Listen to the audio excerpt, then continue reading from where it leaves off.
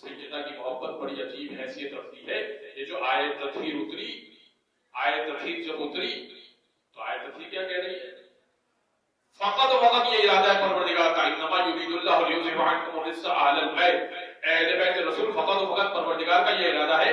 کہ آپ سے ہر قسم کے رزق کو دور رکھے گا اور ایسا پاک و پاکیزہ رکھے گا جیسا پاک و پاکیزہ رکھنے کا حق ہے. اب مسلمانوں نے اس میں اختلاف کیا،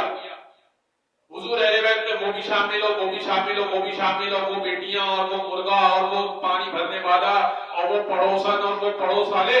حضرت گرامی تفسیر الدر منصور میں سیوطی نے لکھا کہ جب آیت نازل ہوئی رسول اپنے گھر سے نکلا کرتے تھے، سیدہ کے حجرے پر فجر کی نماز کے وقت کھڑے ہوا کرتے تھے، کہا کرتے تھے السلام علیکم یا اہل بیت النبوہ، اے اہل بیت النبوت، آپ کے گھرانے پر سلام. یعنی سلام کرنا بتا رہا ہے جہاں سے آ رہا وہ اہل بیت نہیں ہے، جہاں رک کے کھڑے ہو کر سلام کر رہا ہوں یہ ہے اہل